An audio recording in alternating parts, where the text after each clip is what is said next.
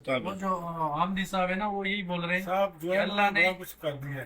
اللہ نے جس کو جتنا علم دیا ہے اس کو اس علم کے حساب اس کے ساتھ بالکل اللہ نے توحید والا علم ہر ایک کی فطرت میں رکھا۔ جب مکہ والے مشرک تھے نا، جب بیڑیوں کشتیوں میں بیٹھتے اس وقت صرف اللہ کو پکارتے یا اللہ مخلصین لہ یا حی یا قیوم۔ یہ کیا تھا؟ یہ ان کے اندر جو علم رکھا ہوا تھا اس کی طرف لڑے۔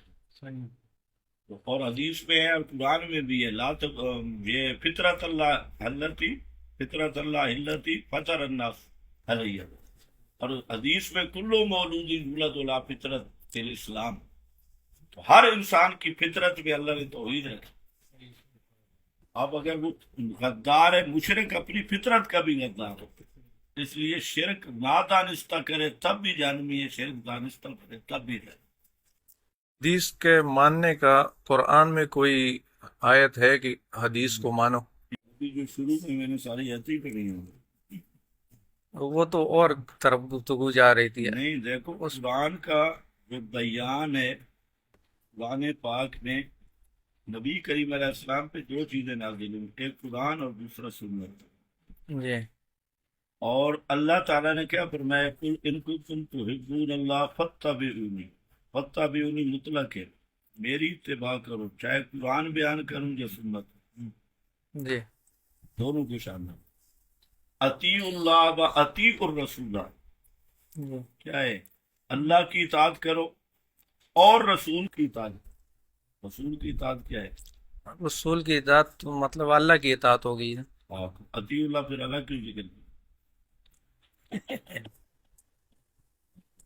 رسول نے تو اللہ کی اطاعت کی۔ اللہ و اطیع الرسول، وہ الگ الگ چیزیں۔ جی اطاعت اللہ کتاب اللہ ہے، اور اطاعت رسول اسی کتاب اللہ کا بیان ہے، اسی کا نام سنت ہے۔ اور اس میں صحابہ کرام کہاں سے آ گیا کہ صحابہ کرام کو بھی ماننا چاہیے سر؟ آمنوا کما آمن الناس، ان آمنوا بمثل ما آمنتم به فقد اهتدوا من المہاجرین والانصار والذین اتبعوهم بإحسان رضی اللہ۔ صحابہ کو قرآن نے ساتھ ملایا، کیوں؟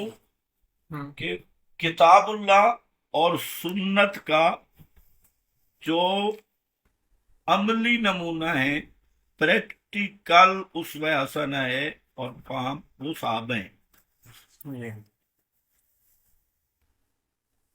اس لیے صحابہ کو معیار حق قرآن نہیں پیانے چاہیے۔ اب ادھر وہ کہہ رہے ہم ایمان لے آئے، اللہ نے فرمایا ہم بے مومن، پکے بے ایمان۔ قرآن میں صحابہ کا نام تو نہیں آیا نا علاوہ حضرت زید کے؟ بھائی نام کی کیا بات ہے؟ وہ کون لوگ تھے جو پیغمبر کے ساتھ ایمان والے تھے؟ وہ صحابہ ہیں نا۔ جی نام تو اب دیکھیں کسی کا نام آئے قرآن میں کہ فلانی کے ساتھ نکاح کرے، نہیں فن کے وہ تو آئے ہیں نا۔ جی اب ایک آدمی کہ فلانے نے نکاح کیا، نکاح نہیں کیونکہ اس کا نام تو نہیں۔ جی جو قانون کلی ہوتا ہے وہ ساری جزیات کو شامل ہوتا ہے۔ اب محمد شیخ نے کسی سے تو نکاح کیا ہوگا، جی ہم کہتے ہیں محمد شیخ کے نکاح کی آیت پیش کر، اور اپنی جو فلانی چوچو ہے اس کے ساتھ اس کی آیت پیش کر۔ نام دیکھو، نام تو کوئی نہیں ہے قرآن میں۔ فن ما طاب لکم من النساء، نکاح کا حکم، شرائط بیان کی، کسی کا شناختی کارڈ قرآن نہیں بیان کرتا۔ جی وہاں قرآن پاک نے محمد الرسول اللہ والذین معہ، جی معیت اسی کا نام ہوگا۔ جی اچھا، اتنے بڑے عالم تھے جو ہمارے امام ابن داود اور بخاری، تو اتنے بڑے امام ہو کہ انہوں نے ضعیف روایت اور جو من گڑت ہے یا ضعیف ہے یا موضوع ہے، یہ روایت انہوں نے ان کتابوں میں کیسے شمار کی، اس لیے شامل وہ کی؟ خدا بھی نہیں تھے، نبی بھی نہیں تھے۔ جی نبی کو غلطی پہ باقی نہیں رکھا جاتا، جی غلطی نبی سے بھی ہوتی کہ جی نبی غلطی پہ باقی نہیں رکھے۔ آدم سے بھی غلطی ہوئی ہے جس کا نتیجہ آپ ادھر بیٹھے۔ جی آدم نبی تھا لیکن ان کو غلطی پہ باقی نہیں رکھا۔ وہ غیر نبی ہے جی ہاں اس سے غلطیاں رہ جاتی، اور ان کی کتابوں میں غلطیاں رہنا یہ اللہ کی یہ حکمت ہے۔ اللہ یہ بتانا چاہتا ہے جتنے بڑے آئمہ بھی ہوں نا، جی ہاں تو میری کتاب صرف ایسی ہے جو غلطیوں سے پاک ہے۔ میرے علاوہ کسی بھی کتاب غلطیوں سے پاک ہے۔ جی جیسے اگر حدیث کی کتابیں اس میں کوئی بات قرآن کے خلاف آ رہی ہے، یا آپ کو سمجھ آ رہا ہے کہ بھائی یہ بات قرآن سے ٹکرا رہی ہے، ایک ہے میری سمجھ، ایک ہے کہ باقی قرآن کا معنی وہی ہے، جب ٹکرائے گی تو رسول کا فرمان نہیں ہو سکتا، غلامی کی بھول ہے، ابھی سے غلطی ہو۔ اور آپ ایک تو فرضی کہانی، جتنی بھی احادیث صحیح ہیں نا، ان کا اصل نشان قرآن کے اندر موجود ہے، کہ یہ شرع ہے قرآن، ان کے اصل ماخذ قرآن میں موجود ہے۔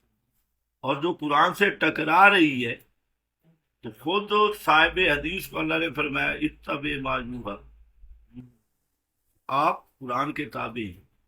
جب نبی قرآن کے تابع ہے، نبی قرآن کے خلاف کہہ سکتا ہے؟ یہ تو مولویوں نے ایسے ڈرامے بنائے۔ حدیث صحیح وہی ہے جو قرآن سے ٹکرائے، وہ حدیث صحیح بنتی نہیں ہے، یعنی نبی پاک کا فرمان ثابت نہیں ہے۔ اس کی بات یہ ہے کہ ٹوٹل حدیث ہے کتنی ہے، اور اس میں صحیح کتنی ہے اور ضعیف کتنی ہے۔ ٹوٹل احادیث ہیں کتنی، صحیح کتنی، ضعیف کتنی، وہ اصل جو تقریباً 4,500 کے قریب احادیث صحیح ہے، اور ضعیف تو بہت زیادہ ہے، جو بنانے والوں نے بنائی، جو 4,500 5,000 متن کے لحاظ سے، سندوں اگر ان کی سندیں نکالیں تو پھر یہ لاکھوں تک پہنچے۔ مثلا ایک سند آ رہی ہے، ایک حدیث کی جب سند بدلتی ہے اس کو الگ شمار کرتے ہیں۔ مثلا ایک میں بیان کر رہا ہوں، ایک انہوں نے دوسرے راوی نے بھی وہ بیان کیے تو 2 بن گئے۔ اگر سند لحاظ کی جائے تو یہ لاکھوں بن جاتی ہے۔ اگر صرف متن کلمات ہے یہ 4,500 اور 5,000 کی قریب۔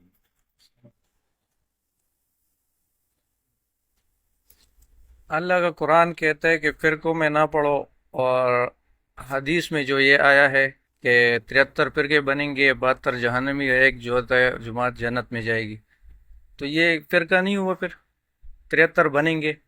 پورا اس سوال کو سوچ بھی لو، یہ تعارف کیسے کرنا؟ اللہ نے کہا یہ کام کرو نہیں، اللہ نے کہا زنا نہ کرو، اب زنا نہیں ہو رہا اور ہے تو یہ قرآن کے خلاف ہے، نہیں، وہ بھی نہیں۔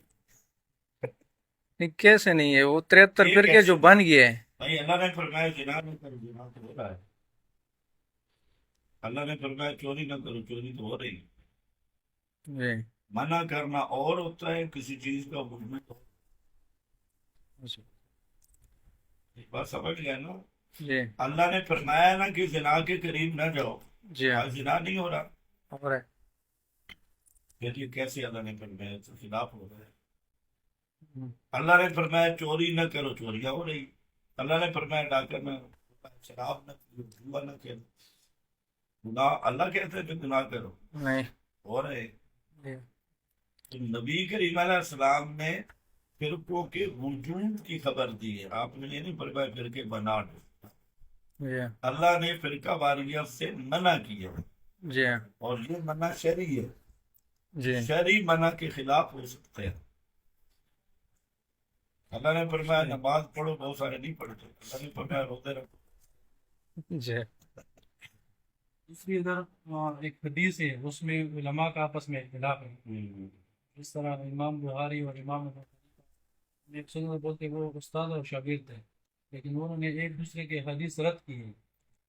نہیں، استاد نے پڑھائی ہے تو بولتے ہیں وہ اس نے یہ ان کی جہالت ہے۔ اچھا اگر آپ میدان میں آئے نا، جو جتنی احادیث صحیح ان کے سب آئمہ متفق ہیں، صحیح کوئی اختلاف۔ یہ نیچے طبقے کے لوگ بیٹھ کے ٹکراتے ہیں، یہ اختلاف وہ اختلاف وہ۔ آپ اس کا کوئی عملی نمونہ پیش کریں، عملی طور پہ حدیثیں لیں، اس میں راضی کی، اس میں صحیح طرح۔ ہم اگلی نشست رکھیں گے انشاءاللہ آپ کے ساتھ۔ کتنی چھٹی ہے؟ ابھی ہے 2-4 مہینے وہاں جا کے انشاء اللہ ساری چیزیں